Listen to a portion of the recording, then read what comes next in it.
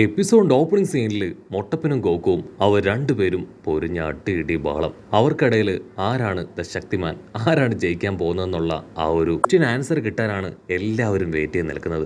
Goku ആണെങ്കിൽ മൊട്ടപ്പന്റെ ഓരോ അറ്റാക്കും prevent ചെയ്തുകൊണ്ടേയിരിക്കും. എന്നാൽ മൊട്ടപ്പനാണെങ്കിൽ തന്ത്രപരമായിട്ട് ഗോക്കുവിനെ ഡ്രോബാക്ക് ആയിട്ടുള്ള അവന്റെ വാലിൽ പിടിച്ച് വലിക്കും.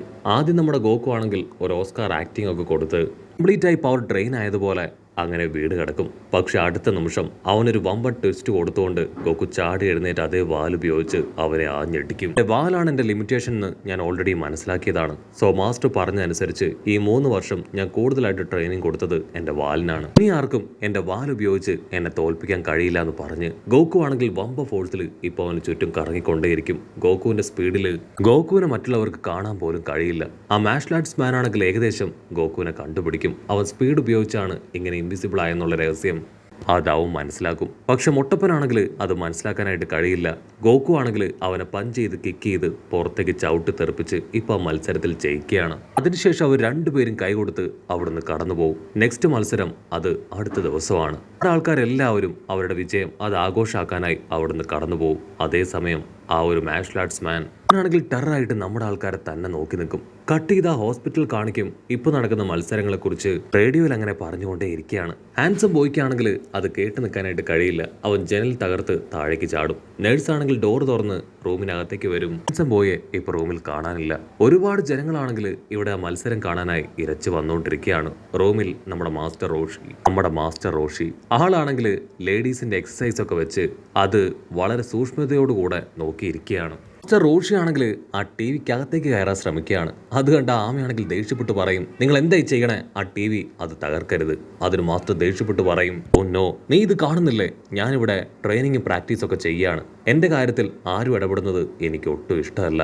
കട്ട് ചെയ്താ ഇവിടെ നമ്മുടെ ഗോക്കുവും മൊട്ടപ്പനും അവർ രണ്ടുപേരും പുറത്തേക്ക് നോക്കും. മത്സരം കാണാനുള്ള തിരക്ക് കൊണ്ട് തന്നെ ഇപ്പോ ജനങ്ങളെല്ലാവരും റോഡ് വരെ നിറഞ്ഞു നിൽക്കുകയാണ്. വാഹനങ്ങൾക്കൊന്നും കടന്നു പോകാൻ കഴിയാതെ റോഡ് മുഴുവൻ ബ്ലോക്കായി കിടക്കുകയാണ്. മൊട്ടപ്പനാണെങ്കിൽ ഗോക്കുവിനോട് പറയും, ഒരുപാട് എക്സ്പെക്ടേഷൻ എല്ലാവർക്കും ഉണ്ട്. ഒരു കാരണവശാലും നീ തോറ്റു കൊടുക്കാൻ പാടില്ല. അതിന് ഗോക്കു ആണെങ്കിൽ പ്രോമിസ് ചെയ്യും, ഇല്ല, ഒരു കാരണവശാലും ഞാൻ തോൽക്കില്ല.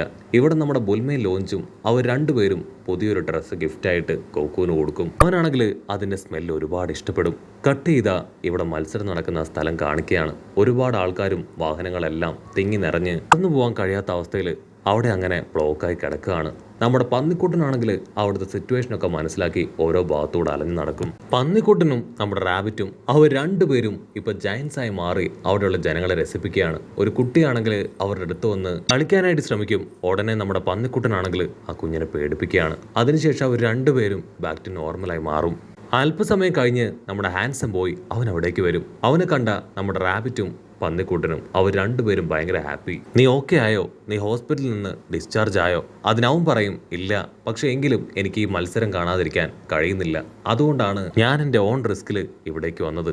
കട്ട് ചെയ്ത ആ മാർഷൽ ആർട്സ് മാനെ കാണിക്കും.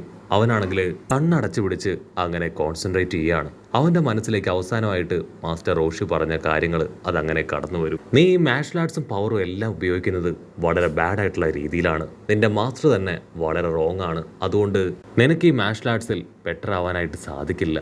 ഞാൻ ഒരിക്കലും പേഴ്സണൽ ഗ്രഡ്ജ് തീർക്കാനായിട്ട് ഈ മാർഷൽ ആർട്സ് ഉപയോഗിക്കാറില്ല. നീ ആൾക്കാരെ കൊല്ലാനാണ് ഇത് ഉപയോഗിക്കുന്നത്. ഹ്യൂമാനിറ്റി എന്നൊന്ന് നിനക്കില്ല. അതുകൊണ്ട് തന്നെ അൾട്ടിമേറ്റ് വിജയം അത് നിൻ്റെതായിരിക്കില്ല എന്ന് ആളങ്ങനെ തീർത്തു പറയും. അവൻ ആ കാര്യങ്ങളെല്ലാം ഓർത്ത് കൂടുതൽ ഡിസ്റ്റർബ്ഡ് ആവും.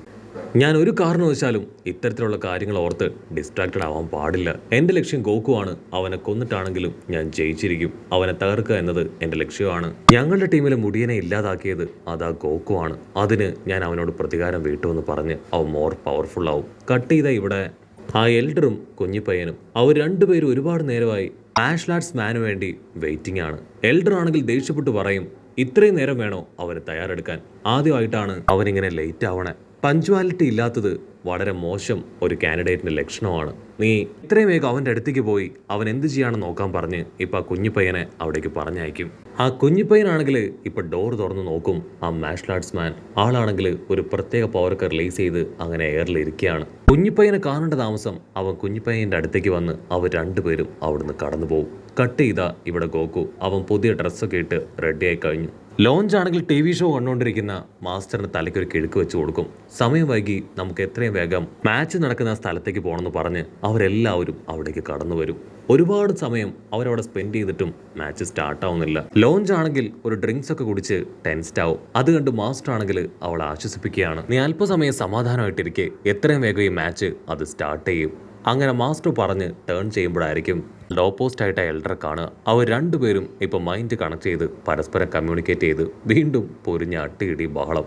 കുറച്ച് സമയം കഴിയുമ്പോൾ മാൻ ആണെങ്കിൽ ഇപ്പൊ മാസ്റ്റർ റോഷിയെ തട്ടും. നിങ്ങൾ ആരോടാണ് ഈ സംസാരിക്കണേ? അത് കേട്ട് മാസ്റ്റർ റോഷി ഷോക്ക് ആവുകയാണ്. ഓ നോ, സംസാരിക്കുന്നത് നിങ്ങൾ കേട്ടോ? അതൊന്നുമില്ല, ഞാൻ ചില കാര്യങ്ങളൊക്കെ മൈൻഡിൽ അങ്ങനെ പറഞ്ഞു പഠിച്ചുകൊണ്ടിരിക്കുകയായിരുന്നു. നമുക്ക് ഗോക്കുവിന്റെ എൻട്രിക്ക് വേണ്ടി വെയിറ്റ് ചെയ്യാന്ന് പറഞ്ഞ് ആളാണെങ്കിൽ ഇപ്പോൾ ആ സംസാരം എങ്ങനെ ഡൈവേർട്ട് ചെയ്യാണ്. കട്ട് ചെയ്താ ഇവിടെ നമ്മുടെ ഗോക്കു അവനാണെങ്കിൽ എപ്പോഴത്തേതും പോലെ വാമപ്പും എക്സസൈസ് ഒക്കെ ചെയ്ത് ഇപ്പൊ പതിയെ നടന്ന് ആ കളത്തിലേക്ക് കയറി വരികയാണ്.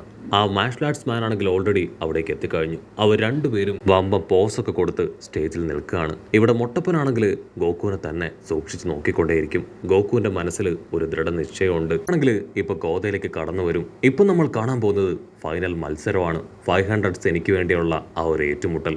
ആദ്യമായിട്ട് മത്സരിക്കാനായിട്ട് വരുന്നത് മാർഷൽ ആർട്സ് മാൻ ആണെന്ന് പറഞ്ഞ് അവനെ വേദിയിലേക്ക് ക്ഷണിക്കും. അവനാണെങ്കിൽ വേദിയിലേക്ക് വന്ന് സ്റ്റൈലും പോസൊക്കെ കൊടുക്കുകയാണ്.